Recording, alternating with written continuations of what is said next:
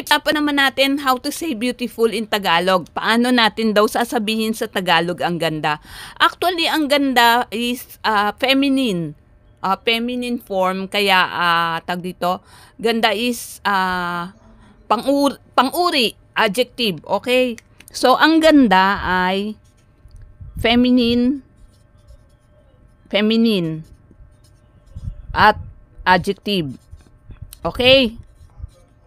Ngayon, kadalasan ang sinasabi natin, ang ganda ay sinasabi sa babae, to a woman.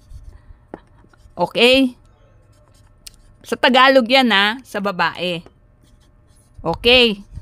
Kaya, pag sinabing maganda, she's usually pretty. Pero pagka sa bagay mo sinabi maganda, ang salitang ugat ganda, kaya maganda.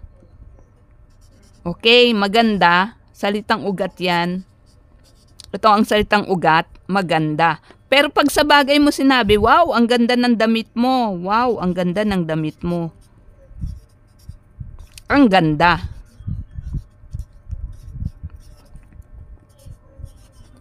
Ng damit mo. So, wow, you have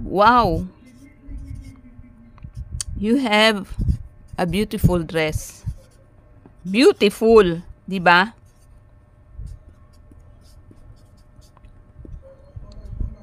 So, sasabihin natin ang maganda kapag sa bagay.